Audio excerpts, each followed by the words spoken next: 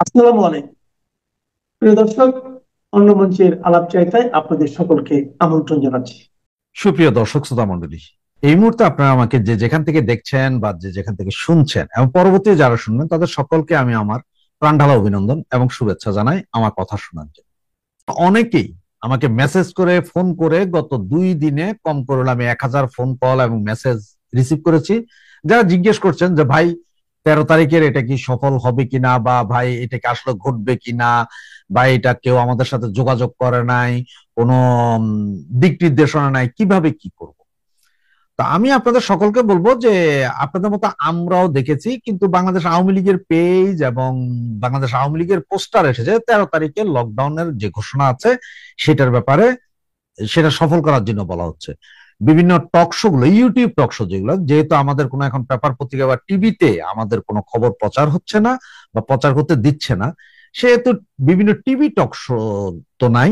সুতরাং ইউটিউব টক শোতে আমাদের বিভিন্ন নেতৃবৃন্দ এসে বলে যাচ্ছেন যে কিভাবে কি করতে হবে বা লকডাউন কিভাবে হবে এবং 13 তারিখ লকডাউন হবে সে বিষয়ে বলছেন ওনারা।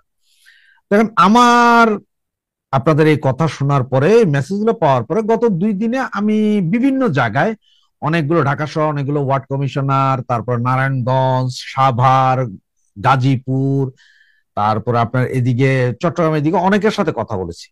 অনেক জেলা পর্যায়ের নেতা, তারপর ওয়ার্ডের নেতা, এদের সাথে কথা বলেছি, সভাপতি সেক্রেটারি যারে যেখানে পেয়েছি সবাই বলতেছে তারা কিছুই পায়নি। তাহলে এখন আমি এই জন্য আমি চিন্তা করছিলাম যে আসলে আপনাদের কি বলবো, যে ওনারাও এখন বুঝতে পারতেছেন না। এখন ঘটনা হচ্ছে যে আপনার যদি সারা বাংলাদেশের শুধু আওয়ামী লীগের যে কমিটিগুলো আছে, এই কমিটিগুলো থেকে প্রতিটা কমিটি থেকে যদি 5 জনও যায় তাতেও মনে হয় 2 থেকে 5 লাখ লোক হয়ে যায় ঢাকায়।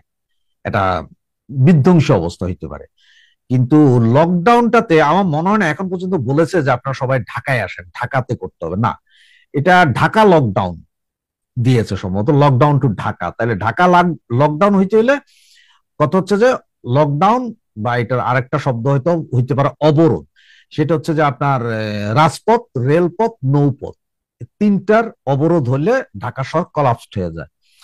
আর হচ্ছে যে এরপরে ঢাকার ভেতরে স্কুল, কলেজ, মাদ্রাসা, ব্যাংক, বিমা, ইন্স্যুরেন্স কোম্পানি, এগুলো সব বন্ধ করতে হবে বা কাজ কাম করতে পারবে না, এই পরিস্থিতি সৃষ্টি করতে হবে।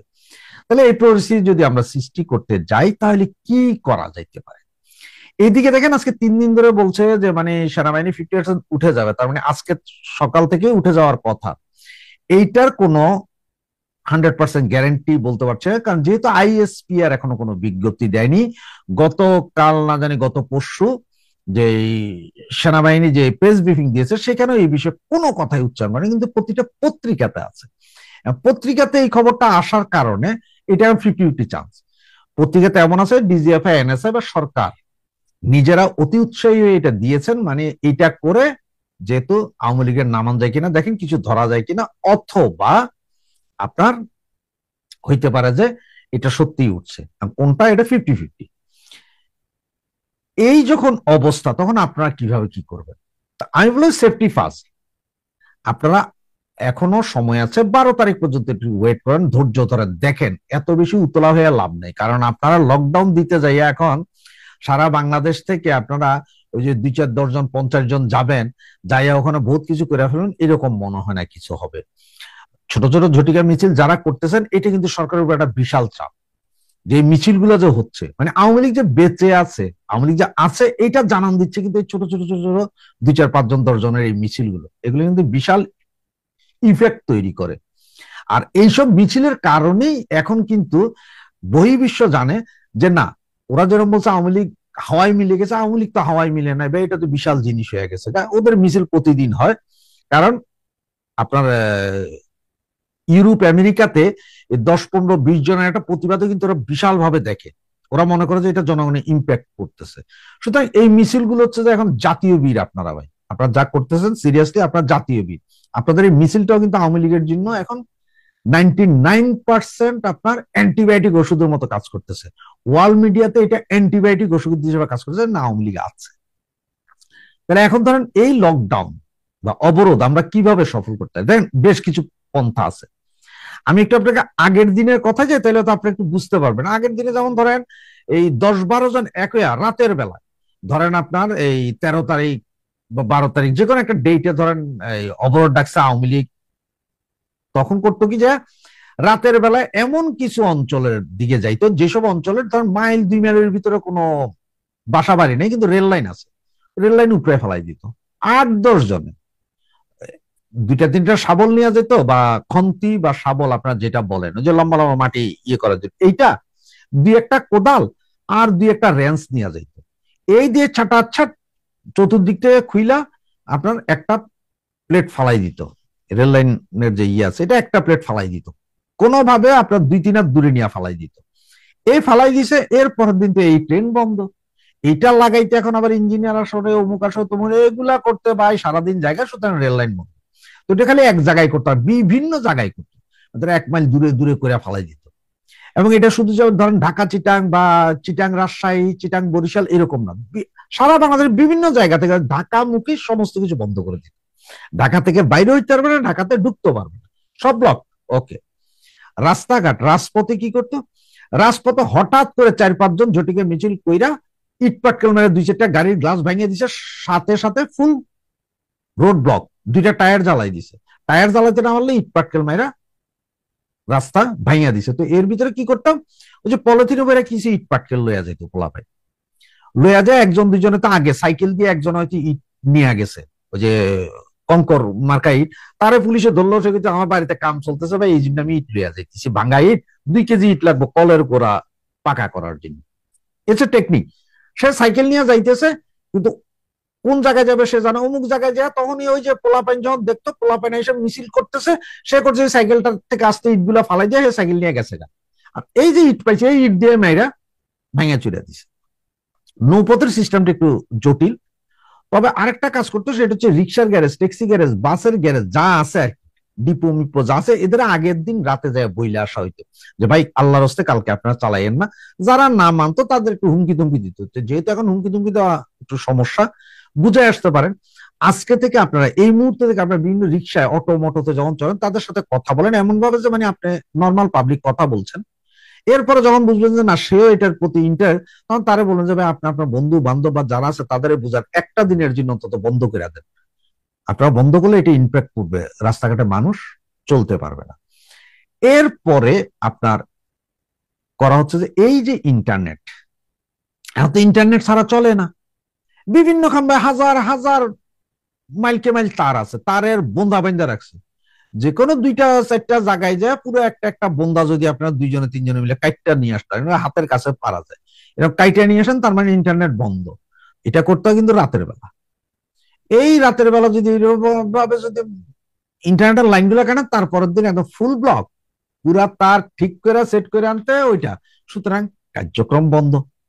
এগুলো হচ্ছে সিস্টেম, এটা আন্দোলনের সফল করার জন্য এগুলো হচ্ছে নর্মাল সিস্টেম। এখন আর যদি বিধ্বংস হইতে পারেন কেউ, যে না ভাই আমরা মিছিল করে 2-4-10টা ওই গ্রামীণ ব্যাংকের গ্লাস ভাঙিয়ে দেবো, 2-4-10টা মার্কেটের পাত্তর ভাইরা সুন্দর সুন্দর গ্লাস ভাঙিয়ে দেবো, এটা হচ্ছে অন্য জিনিস, এটা আগুন জিনিস সেটা। আর এখন অনেকে হয়তো বলেন যে ভাই না এইভাবে সন্ত্রাসী কর্মকাণ্ডে গেলে তো আমাদের কিছু হবে না, কি হবে না, যে ভাই মান সম্মান যাবে আওয়ামী লীগের, না ভাই ঘটনা হচ্ছে আওয়ামী লীগ যুদ্ধ অবস্থায় আছে। আর এখন যুদ্ধে আর ভালোবাসায়, যুদ্ধ আর ভালোবাসায় কোনো আইন মানে না। ওই যে ভালোবাসায় যেমন দেখেন না 15 বছরের মাইয়া নিয়ে 13 বছরের পোলা ভাইয়া যায়, আইন মানে না 18 বছর 21 বছর, তেমন যুদ্ধ কেউ দেখে না যে বোমা কোথায় পড়লো, মাদ্রাসায় পড়লো, মসজিদে পড়লো, না হাসপাতালে পড়লো, না এতিমখানায় পড়লো, এটা কেউ দেয় না, বোমা মাইরা সাফা করে দেয়। সুতরাং আমরা যেহেতু যুদ্ধ অবস্থায় আছি আমাদের জন্য এখন সব জায়েজ। আপনারা ভয় পান কেন? এই যে পুলিশ পুলিশ আমরা এত কান্না করে লাভ কি? একটা কথাই আছে গ্রাম্য প্রবাদ, যার বিয়ে তার খবর নাই পাড়াপড়শির ঘুম নেই। 3,500 পুলিশ হত্যাকাণ্ড হয়েছে আজকে 15 মাস ধরে, আমরা চিল্লাইতেছি কিন্তু পুলিশ কিন্তু এই ধরে আমাদেরই, পীড়ায় আমাদেরই। সেই পুলিশের মধ্যেই তাদের ভাই হত্যা, তাদের বোন হত্যা, তাদের পরিবারের লোক হত্যা নিয়ে তাদের কোনো টেনশন নেই, তা আমরা এত টেনশন করে লাভ কি? তার মানে হচ্ছে যে এরা ওই সময় যে এরকম মাইর খেয়েছে এখনো আসলে এরা মাইর খাওয়ার যোগ্য, কারণ হচ্ছে এখনো মাইর খাওয়ার যোগ্য। তা না হইলে এদের তো অন্তত একটা ইয়ে ছিল যে একটু ছাড় দিয়া দিই, তারপরে ছাড় যে একদম দিচ্ছে না তা না, কিছু কিছু জায়গায় ছাড় দিচ্ছে। যেমন একটা থানার থেকে আপনার 50টা গাড়ি বাইর হয়, একটা থানায় 50,000 পুলিশ, একটা থানা এরিয়া অনেক বড়, যদি আপনার 50 জন পুলিশ থাকে, 50 জন পুলিশ আপনাদের 10টা মিছিল, ওই থানার 10টা মিছিল ঠেকাইতে পারবেন। আর মিছিল কখন কোথায় হবে তো কেউ জানে না আপনারা ছাড়া। আপনারা আপনাদের গ্রুপ ওয়াইজ করে এইভাবে মিছিলটা করতে হয়, কিন্তু একটু সাবধানে করতে হয়। আপনার একটু খবর নিতে পারেন কোথায় পুলিশের গাড়ি, আর পুলিশের গাড়ি দেখলেই দৌড় না দিয়া প্রয়োজনে 2-4-5টা পাথর মেরে পুলিশের গাড়ির গ্লাস বরাবর চেষ্টা করেন। যদি 1-2টা গাড়িও যদি গ্লাস ভাঙতারে, এটাও কিন্তু নিউজ হয়ে যাবে। তার মানে আপনারা যাই ভাঙবেন, যাই করবেন, সবই নিউজ হবে, সবই বেনিফিট হবে। যে আওয়ামী লীগ আছে দেখাই দিবে। এখন বলতেছে যে না, দেখেন আপনার এই যে রিজভী সাহেব 17 বছর উনি পুলিশ ধরবে, এই জন্য আওয়ামী লীগ বলতেছে ওই যে বিএনপির অফিসের ভিতরে বসে ছিলেন না, একা একা হরতাল করছেন না, রাস্তার উপর থেকে তুলে এইসব ভিডিও আপনারা এখনো ছাড়েন না। দৌড় সালাউদ্দিনের কথা মনে আছে, দৌড় দিছিল যে, এগুলো মনে নেই? তাহলে এগুলো যদি মনে থাকে তাহলে বুঝেন ওরা বিরোধী দল কি করছিল ওই সময়কার, এখন আমরা কি করতে হবে। অনেক ভিডিও দেখবেন জামাতের অনেক নেতা বলছে যে ওরা মোবাইল নিয়ে যাইতো না, ক্লিন মোবাইল নিয়ে যাইতো, বা কোনো মোবাইলই থাকতো না, বাটন ফোন ছাড়া কোনো ফোনই থাকতো না ওদের কাছে। ওই ভিডিও করার জন্য সিমলেস একটা ফোন দিয়ে ভিডিও করে পরে এসা ছাড়তো। এটা কিন্তু টেকনিক তাদের। তাদের এইসব ভিডিওগুলো অনেক ঘুরতেছে, আপনি দেখতে পারবেন। এগুলো দেখলেও বুঝবেন যে একটা আন্দোলন কিভাবে দাঁড়া করানো যায়, একটা লকডাউন ডাকলে কিভাবে করা যায়। তারা লকডাউন যেহেতু আওয়ামী লীগ ডেকে বসছে এবং ডেকে ফেলছে, এখনো হয়তো অনেক জায়গায় যোগাযোগ নাই, সেটা হয়তো আগামী 10-11 তারিখ ভিতরে সবার সাথে সবার যোগাযোগ হয়ে যাবে। হয়ে যাওয়ার পরে আপনার এখন কি লক্ষ লক্ষ লোক ঢাকায় ঢুকবে, নাকি যে যেখানে আছে সেখান থেকে ঢাকা লকডাউন করে দিবে, যে ঢাকাকে চতুর্দিক থেকে ঘেরাও করে লক করে দিবে, যে ঢুকবেও না, কিছু বাইর হবে না। তাহলে ওই যে বললাম আপনাদের রেলপথ, নৌপথ, রাজপথ, যোগাযোগ ব্যবস্থা, টোটাল যোগাযোগ ব্যবস্থা, ঢাকা শহরের ভিতরে ইন্টারনেট ব্যবস্থা, এগুলো যদি করা যায় লকডাউন সফল। আপনার একটু টেকনিক হইলে ওই বড় মিছিল করে বা ইয়ে করার চেয়ে এইটা করে দিলে হইয়া যায়। আর মিছিল তো করবেন, যার যেখানে সামর্থ্য আছে, 10 জন আছে, 5 জন আছে, একজন হলে একজনই মিছিল করেন, নো টেনশন। একজন হলে একজন, অসুবিধা কোনো সমস্যা নেই। সুতরাং এগুলা হইতে হবে। তা আমার কাছে আপাতত যা ছিল তার মধ্যে হচ্ছে যে আমিও এখনো যে কিভাবে কি হবে এটা এখনো আমি জানি না, বা হয়তো এখনো জানানো হয়নি। এটা সেন্ট্রাল লিডারদের বিষয়, যে যেহেতু ভাইস্ট হয়ে যায় এই জন্য। আর আপনারা অনেকে বলেন যে ভাই আপনারা ওখান থেকে বসে বসে লম্বা লম্বা কথা বলেন, আপনারা রাস্তায় নামেন না কেন, দেশে আসেন কথা বলেন। বাইরে আমাদের তো বয়স হয়ে গেছে, আপনাদের বয়সে আমরাও করছিলাম, এখন বয়স হয়েছে হয়তো বাইরে আছি, কিন্তু আপনারা হচ্ছেন যে জাতীয় বীর, আমরা না। আমরা হয়তো আপনারা করেন বা আপনারা কি করতেছেন না করতেছেন এগুলো নিয়ে হয়তো আলোচনা করি, যাতে যেহেতু রেডিও, পেপার, পত্রিকা কোথাও আমাদের নিউজ দেয় না, তাই আমরা চাই যে আমরা ইউটিউব চ্যানেলের মাধ্যমে এইসব কাহিনীগুলো বলার কারণে হয়তো 20টা লোক শুনে, আর এই 20টা লোকের মাথায় হিট করে যে এটা এরকম একটা কিছু হচ্ছে, সে যে আরো 20 জনের সাথে আলোচনা করে। আমরা সহযোগিতা করছি আপনাদেরকে, বাইরে থেকে হয়তো এইসব ইনফরমেশন বা কিভাবে কি হয় এগুলো বলতেছি। আমরা আপনাদের সহযোগী শক্তি। আপনার গত জুলাই আগস্টে এই ইউটিউব ইনফ্লুয়েন্সাররা কি করেছিল সেটা যদি একটু চিন্তা করেন, তাহলে বুঝে যাবেন যে আমরা যারা এখন বাইর থেকে বলছি বা ইয়ে করছি, তারা কিন্তু আপনাদেরকেই বলছি। হয়তো অনেক সময় দু একটা কথা রাগে খুব বশত বলি, সেটাকে ক্ষমা সুন্দর দৃষ্টিতে দেখে শুধু যদি মনে করেন যে না, এ ভাইয়েরা জাস্ট প্রচার করছে। এক যমুনা টিভি যদি আমাদের তখন ডুবাই দিতারে, তাহলে এখন আমরা কি 50টা ইউটিউব চ্যানেল যারা আছি, তারা কি আমাদের এই ভয়েস বা আপনাদের এই ইয়েগুলো, এগুলো কি সারা বাংলাদেশে দিতে পারতেছে না? দিতে পারি। আমাদের ভয়েস গুলো কেটে কেটে অনেকে ছেড়ে দিচ্ছে না, ছেড়ে দিচ্ছে, হোক, অসুবিধা কি, এটা ভালো কাজ। সুতরাং লকডাউনটা ওই যে বললাম, লকডাউন এভাবেই লকডাউন হয়তো সফল হইতে পারে, যদি যেভাবে বললাম আমি এইভাবে করে আমরা সফল করতে পারি। আর যদি আমাদের নেতৃবৃন্দ যদি বলে যে না, সবাই ঢাকা শহরে ঢুকেন, ঢাকার শহরে আসেন, তাহলে সেটা হচ্ছে যে অন্য বিষয়। সেটা নিয়ে হয়তো আপনার 10-11 তারিখে বলা যাবে যে কিভাবে কি করতে চাচ্ছে। তো আপাতত এতটুকুই। ধন্যবাদ। জয় বাংলা, জয় বঙ্গ। দর্শক, আমি একটু পরে আপনাদেরকে গত 24 ঘন্টায় দেশের কিছু আলামত দেখাবো আপনাদেরকে। সেই আলামতগুলো দেখতে গেলে এবং আমার এই আলামত দেখলে পরে আমার মনে হয় যে একটু যারা দুর্বল হৃৎপিণ্ডের মানুষরা, তাদেরকেও একটু নড়ে চড়ে থাকতে হবে। আর এখন যারা টেলিভিশন দেখেন, পত্রপত্রিকা দেখেন, একসাথে 10টা পত্রিকার সামনে রাখেন, আপনার শরীর এমনি অস্বস্তি বোধ করবে। আপনার মন মানসিকতা ফুরফুরে থাকলে সেটা ঝিমায় যাবে। সেই জায়গায় যাওয়ার আগে একটু বলি, এই যে আমাদের সেনাবাহিনী, আমি তো সবসময় বলেছি যে অসংখ্যবার আমাদের জীবনে অন্তত আমরা যা দেখেছি, সেনাবাহিনী একটা এলাকায় রাস্তা দিয়ে যদি একটা টিম, ছোট টিমও হেঁটে যায়, ওই এলাকার একেবারে পাতি মাস্তান থেকে হাতি নাস্তান পর্যন্ত প্যান্ট নষ্ট করে। এটা আমাদের দেখারে ভাই। এবং আওয়ামী লীগ আর বিএনপি, গডফাদার আর গডমাদার বলেন, এদের নির্বিশেষে সেনাবাহিনী এদের সামনে দাঁড়াতো, অন্যায় করলে অন্যায় দেখতো এবং তারাও সেই জায়গায় দেখতো। এখন এই সরকারের সময় এসে মানে সিচুয়েশনটা কোত্থেকে তৈরি হয়েছে আপনারা দেখেন। একদিকে কিছু লেলায় দিচ্ছে যেগুলো হচ্ছে এই 5 আগস্ট পরবর্তী আটকা নেতা হঠাৎ, এবং তারাও এক একজন বিশাল বিশাল গডফাদার হয়ে গেছে। এদেরকে লেলায় দিচ্ছে দাও বক্তৃতা, একের পর এক একটা মানে নির্দিষ্ট সময় পর পর নানান রকম বক্তৃতা দেয়। আজকে সেনাবাহিনী এই করছে, সেনাবাহিনীকে আমরা এই করে ফেলবো, সেই করে ফেলবো, এই বিল্ডিং ভেঙে ফেলবো, সেই বিল্ডিং ভেঙে ফেলবো। এরপরে আপনার সবশেষ নিয়ে গিয়ে তো এই যে 25 সেনা কর্মকর্তাকে নিয়ে মান ডুবানো, সারা বিশ্বে মান ডুবানো একটা কাণ্ড কারখানা তারা করলো। আমি ছোট্ট ছোট্ট কয়েকটা ঘটনা ধরাই। আপনারা বলবেন যে আরে ঢাকা উত্তর সিটি কর্পোরেশনের প্রশাসক একটা কথা বলছে, ঢাকা দক্ষিণ সিটি কর্পোরেশনের প্রশাসক একটা কথা বলছে। প্রশাসক কারা? প্রশাসক আসিফ মাহমুদ সজীব ভুঁইয়ার চয়েসের। আসিফ মাহমুদ সজীব ভুঁইয়া ডক্টর ইউনূসের চয়েসের, ডক্টর ইউনূসের নিয়োগদাতা বলেন। এবং আসিফ মাহমুদ সজীব ভুঁইয়া গত 1 বছরে যা করেছে এই বছরে এই দেশে, ডক্টর ইউনূসের ব্লেসিং না থাকলে সে এসব করতে পারতো। এখনো যা করছে, 8,500 ছেলে পেলেকে সে ট্রেনিং দিচ্ছে। কিসের বেসিসে, কেন এই ট্রেনিং? কোনো সারা পৃথিবীর মানুষ প্রশ্ন করবে যে তোমরা যে এগুলো করছিলা তখন তোমাদের মনে পড়ে নাই?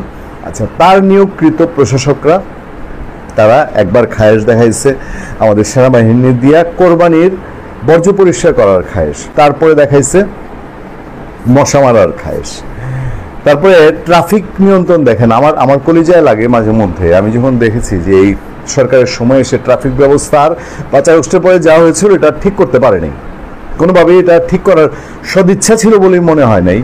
এবং যেখানে যেখানে বড় গোলযোগ লাগে সেনা সদস্যদের যাওয়া আসা করে। কয়েকদিন আগে আমি গিয়েছিলাম আমার বাসা থেকে অনেক দূরে মোহাম্মদপুরে, মোহাম্মদী হাউজিং সোসাইটির ভেতরে, সোসাইটির ভেতরের যে রাস্তা, সেই রাস্তার জ্যাম নিয়ন্ত্রণ করতে হচ্ছে সেদিক দিয়ে চলতি পথের সেনা সদস্যদেরকে। বা আপনি প্রায়ই দেখবেন যে মোহাম্মদপুর বাস স্ট্যান্ডে যাবেন, সেইখানে সেনা সদস্যদের দায়িত্ব পালন করতে হবে। কেন রে বাবা? ট্রাফিক পুলিশ তো কম পড়ে নাই। এই পুলিশ দিয়েই তো শেখ হাসিনার সরকার, খালেদা জিয়ার সরকার ট্রাফিক পুলিশ দিয়ে পুলিশ নিয়ন্ত্রণ করেছে। এই পুলিশের সময়ে 18 কোটা বিরোধী আন্দোলনের সময় বা এর আগে নিরাপদ সড়ক আন্দোলনের সময় আমাদের ছেলেপেলেরা তাদের সাথে মিলেমিশে ট্রাফিক নিয়ন্ত্রণ করেছে। এই ব্যবস্থার মধ্যেই আমাদের পাড়ায় পাড়ায় সামাজিক নিরাপত্তা ব্যবস্থা তৈরি হয়েছে না? যে পাড়ায় পাড়ায় যে সমিতি থাকে, সোসাইটি হয়, এক এক এলাকায় এক একটা গুলশান সমিতি, বাড়িধারা সোসাইটি আছে, তারা নিয়ন্ত্রণ করেছে না? তো এখন পারে না কেন? এখন পারে না হচ্ছে কারণ তাদের যারা তরুণ, তাদের যারা ওই জুলাই বোদ্ধা না জুলাই যোদ্ধা, এরা তো এলিট, এরাই জনসেবামূলক কাজে রাস্তায় দাঁড়ালে এদের মান যায় না। এরা যাবে সচিবালয়ে ফাইল নিয়ে দৌড়াদৌড়ি করবে, এরা ডিসি সাহেব কোথায় বদলি হবে না হবে এগুলো দৌড়াদৌড়ি করবে। ফলে না চাইলেও বা দেশের প্রয়োজনে সেনাবাহিনীকে আমরা মাঝে মধ্যে এসব কাজ করি, কিন্তু এগুলো আমাদের ভালো লাগে না। গ্রামগঞ্জের সেনাবাহিনীকে চৌকিদারের কাতারে দাঁড় করানো তো এই গভর্নমেন্টের ইচ্ছা। এখন এই সেনাবাহিনীকে মাঠ থেকে অর্ধেক সরিয়ে নেওয়ার কাজটা তারা কি জন্যে করেছে? নির্বাচন সামনে রেখে বলা হচ্ছে, হ্যাঁ আমরাও বলছি, আমরা বলবো যে হ্যাঁ সেনা সদরের চিঠি দিয়েছিল, কিন্তু দেশের সিচুয়েশন ইন্টারনাল কিছু তো ঘটনা ঘটেছে। এবার সেনাবাহিনীকে মানে সবসময় একটা আলোচিত জায়গায় রাখতে হবে, যে আলোচিত জায়গায় কি তারা নেগেটিভ অ্যাপ্রোচের জায়গায়। আমরা সবসময় পজিটিভ দেখেছি। আমি আমার সাংবাদিকতার জীবনে আমি চোখ বন্ধ করে যদি বলি, আমি কাঁধে কাঁধ মিলিয়ে চট্টগ্রামের পাহাড় ধসে সেনাবাহিনীর সঙ্গে কাজ করেছি। আমি সিডরে কাঁধে কাঁধ মিলিয়ে একজন ক্ষুদ্র সাংবাদিক হিসাবে সুযোগ পেয়েছি সেনাবাহিনীর সঙ্গে কাজ করে এবং দেখেছি তারা ওইগুলা অপারেট করলে সিচুয়েশন কি হয়, কিভাবে কি নিয়ন্ত্রণ হয়। এই বাংলাদেশে চট্টগ্রামে এই ঠুসঠাস করে নির্বাচনী প্রচারে এগুলো হবে, এটা তো এই সরকার তুলা সিচুয়েশন তৈরি করার সিচুয়েশন। কারণ তারা অস্ত্র ছেড়ে দেয় মার্কেটে, অস্ত্র ওই 5 আগস্টের অস্ত্র ছেড়ে দেয়। 5 আগস্টের পরে যত পুলিশ মারা গেছে সেগুলোকে ইন্ডেমনিটি দেয়, সেগুলোকে দায় মুক্তি দেয়। ফলে এখন সেনাবাহিনী একটা সুশৃঙ্খল জায়গার একটা টিম, সেই জায়গার মানুষজন আলটিমেটলি তাদের মতো করে তারা গোছানোর চেষ্টা করে যদি। আর ওই যে বলে যে কি সেনাবাহিনী টায়ার্ড হয়ে গেছে, হ্যাঁ, আমার কাছে এই ব্যাখ্যাটা একটু একটু কেমন কেমন যেন লাগলো। আমি জানি না, আমি আইএসপিআর এর সঙ্গে তার এই বিষয়ে আইএসপিআর কে আমি একজন ব্যক্তি হিসাবে, আমরা যেহেতু ইন্ডিভিজুয়ালি ব্লগিং করি, আমি তো লিখতে পারি না বা লিখার এটা বিষয় না যে আমি জিজ্ঞেস করবো যে বাংলাদেশ সেনাবাহিনীর টায়ার্ড। আচ্ছা, সেনাবাহিনীর বিষয়টা কি? একজন সেনা অফিসার এই যে একখানা রাইফেল হাতে নিয়ে দাঁড়িয়ে থাকে, রাইফেলটার ওয়েট গিয়ে দেখেন তো কত। আমরা পরিবারে তো দেখেছি ছোটোখাটো ওই যেগুলো আমাদের গৃহস্থ পরিবারে, পুরনো পরিবারগুলোতে যে ছোটোখাটো যে ইয়েগুলো থাকে আত্মরক্ষার লাইসেন্সকৃত যেই বন্দুক পিস্তলগুলো থাকে, এইগুলোও তো দেখতাম যে বাপদাদারা একটা লোক দিয়ে বহন করতে হতো। নিজেদের বহন করতে গিয়ে একটা সময় টায়ার্ডনেস ফিল হয়। তো ওই জিনিসটা 24টা ঘন্টা তার দায়িত্বে রাখতে হয় এবং টানা 8 থেকে 10 ঘন্টা 12 ঘন্টা ওইটা বহন করে দেয় একটা তাঁবুতে থাইকা, এবং এই যে সারা দেশে আছে আনকমফোর্টেবল জায়গায় থাকতে, এটাই কিন্তু তাকে ট্রেনিং দেওয়া হয়েছে। ইউক্রেনে 3 দিনের মধ্যে ইউক্রেন দখল করার কথা ছিল রাশিয়ার, এই জন্য কি রাশিয়ার সেনাবাহিনী উইথড্র করে 3 বছর পরে নিয়ে আসছে। সেনাবাহিনী তো ওই স্টাইলে তৈরি না। কেউ কেউ ব্যাখ্যা দেওয়ার চেষ্টা করছে সেনাবাহিনীকে টায়ার্ড, ক্লান্ত, বোগাস। সেনাবাহিনী টায়ার্ড হওয়ার জিনিস না, তারা সবসময় ট্রেনিংটাই দেওয়া হয় টায়ার্ডনেসে গিয়ে, টায়ার্ডনেস যেন না আসে এবং সেটার জন্য আরো বেশি রকম স্পিড তৈরি হয়। যাক, বাংলাদেশে এই গভর্নমেন্ট এমন একটা সিচুয়েশন তৈরি করেছে, তারা সেনাবাহিনীকে পলিটিক্যাল গভর্নমেন্ট, পলিটিক্যাল তাও প্রপার গভর্নমেন্ট না, মানে পলিটিক্যাল একটা বাজে গভর্নমেন্টের মতন থাকতে চায় কিনা সেই সিচুয়েশন। আবার মানে কোথায় যেন মনে হয় যে একটু একটু মানে সব আমরা, তারা নিজেরা এলিট শ্রেণী, তারা একেবারে ব্রাহ্মণ গোত্রীয় হয়ে গেছে, তারাই সব বুঝে। এই সরকারের যারা যে আমেরিকা থেকে এসেছে তারাই সব বুঝে, তারাই পশ। আমাদের যে সুশৃঙ্খল পশ একটা বাহিনী আছে, এই বাহিনীটা অর্ধেক তুলে নেওয়ার জিনিসটাকে বাংলাদেশের মানুষকে যে কি দিয়ে বুঝ দিতে চেয়েলো, বুঝ দিতে চাইলো, হঠাৎ করে এই ঘটনাটা ঘটলো, এটা সর্বত্র আলোচনা হয়েছে। এবার চলেন নজর দেই আমার সামনে পত্রপত্রিকার যে খবরগুলো আছে সেগুলোর দিকে। বাংলাদেশে মাঠে যে সেনা মোতায়েন করা হয়েছিল তার অর্ধেক সংখ্যক সেনা সদস্যকে মাঠ থেকে তুলে নেওয়া হয়েছে এবং এটার কারণগুলো ব্যাখ্যা করা হয়েছে। আমি সেসবে যেতে চাই না, কিন্তু মানুষের কাছে প্রশ্ন হলো, মানে মানুষ সেনাবাহিনী থাকার পরেও দেশের সিচুয়েশন খুব ভালো গেছে এটা বলার তো কোনো সুযোগ নেই, বা সেনাবাহিনী থাকার পরেও দেশে একেবারে সবসময় অতীতে আমরা যা দেখেছি অতীতের সাথে তুলনা করলে যে সেনাবাহিনী ফিল্ডে থাকার অবস্থায় মানুষ যে নিশ্চিন্তে নির্ভাবনায় বিশৃঙ্খলা মুক্ত থাকে, সেটা এই 15 মাসে হয়নি। এটা যত না সেনাবাহিনীর উপরে মানুষ দোষ দেয়, তার চেয়ে দোষ দেয় সেনাবাহিনী তো সরকারের ইচ্ছায় চলে, সরকারের কারণেই তো ম্যাজিস্ট্রেসি পাওয়ার নিয়েছিল, যে সরকার আসলে এরকম চেয়েছে কিনা।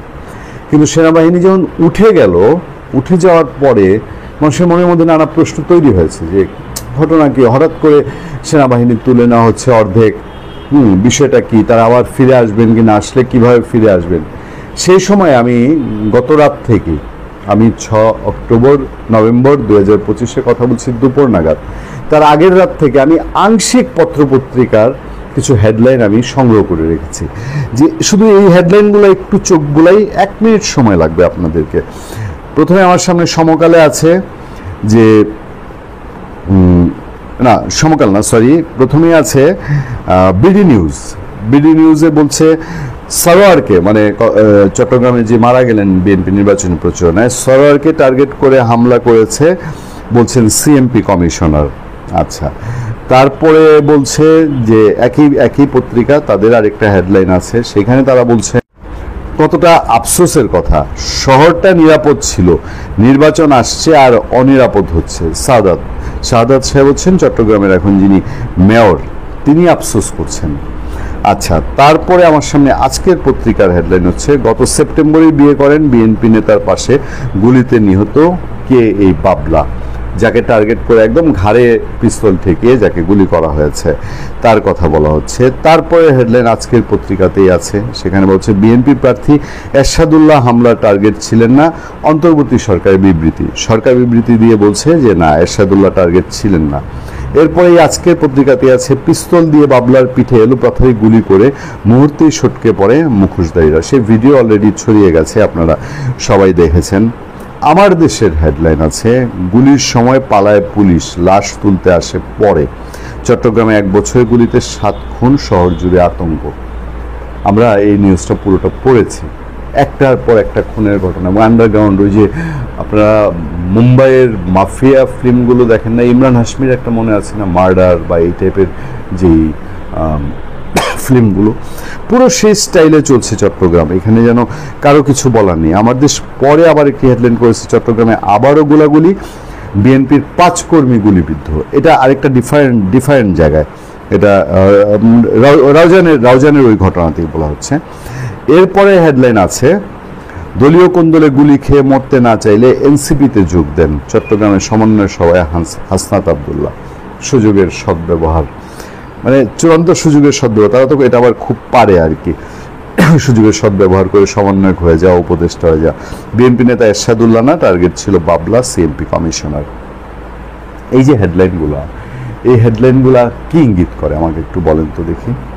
যে সরকার যে বলবে যে না আইন শৃঙ্খলা আছে মোটামুটি, বা আছে, অতটা খারাপ না, মানে আর কতটা খারাপ হলে বলবে যে আইন শৃঙ্খলা অতটা খারাপ।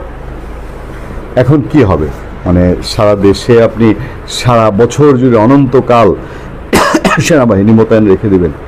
মানে বাংলাদেশে এমন সরকার এর আগে দেখেছেন যে 15 মাস সময় পাওয়ার পরেও সেনাবাহিনী দিয়ে আইন শৃঙ্খলা নিয়ন্ত্রণ করতে হয়? তারা পুলিশ দিয়ে নিয়ন্ত্রণ করতে পারে না, পুলিশকে লাইনে আনতে পারে না, পুলিশকে কন্ট্রোলে আনতে পারে না, পুলিশ যদি বেয়াদব হয়ে থাকে তাকে তারা বসে আনতে পারে না। এরকম সরকার এর আগে আপনারা পেয়েছেন কখনো? আপনি যা দেখেন আমি তা দেখি না, আমি যা দেখি আপনি তা দেখেন না। আমি ভারত বাংলাদেশ বর্তমান সম্পর্কটা নিয়ে বেশ শঙ্কিত। গত 1 বছর ধরেই শঙ্কিত, শঙ্কার মধ্য দিয়ে যাচ্ছি। এই বুঝি একটা অঘটন ঘটে যাচ্ছে, ঘটেও ঘটছে না এমন একটা অবস্থায় আছে। সাম্প্রতিক সময়ে বিশেষ করে বিদ্যুৎ নিয়ে বেশ শঙ্কা হচ্ছে, বড্ড শঙ্কা হচ্ছে। অনেক কিছু নিয়েই শঙ্কা হচ্ছে, নিরাপত্তা, ভারতের নিরাপত্তা, অনেক কিছু নিয়ে শঙ্কা আছে। এর মধ্যে বিদ্যুৎ নিয়ে বাংলাদেশ এবং ভারতের বিশেষ করে আদানি পাওয়ার বাংলাদেশের টোটাল যে বিদ্যুতের চাহিদা তার 10% বিদ্যুৎ সরবরাহ করে। এছাড়া ভারতের সরকারি বিদ্যুৎ, ত্রিপুরা থেকে বিদ্যুৎ আসে, নেপাল থেকে ভারতীয় গ্রিড হয়ে আসে। এই মুহূর্তে যেটা সবচেয়ে বেশি জটিলতা পাকিয়েছে সেটি হচ্ছে আদানির বিদ্যুৎ।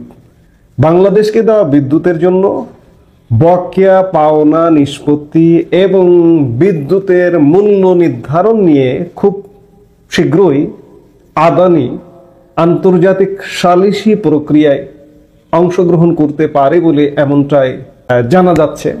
সূত্রের খবর, চলতি মাসের 10 তারিখের মধ্যে বাংলাদেশ বিদ্যুৎ উন্নয়ন বোর্ড বকেয়া না মেটালে 11 নভেম্বর এই যে আসছে থেকে বাংলাদেশের বিদ্যুৎ সরবরাহ বন্ধ করে দেওয়া হবে বলে সতর্ক করে দিয়েছে ভারতের আদানি পাওয়ার।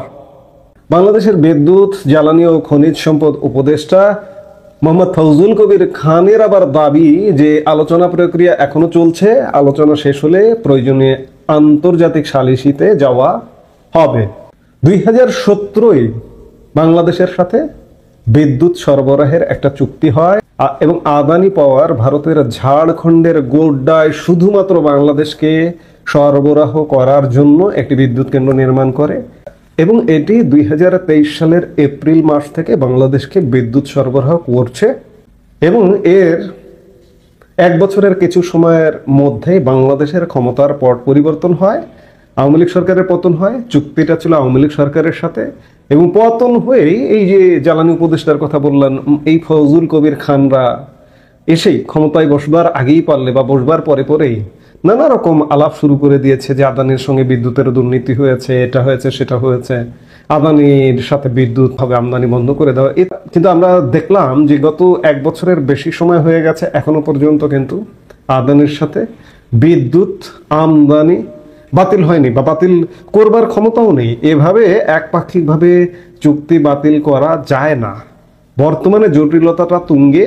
ভারতের আদানি গোষ্ঠী দাবি করছে যে বাংলাদেশের কাছে রপ্তানি করা বিদ্যুতের দাম নিয়ে উদ্ভূত সমস্যা সমাধানে দুই পক্ষই সালিসি প্রক্রিয়ায় যেতে সম্মত হয়েছে।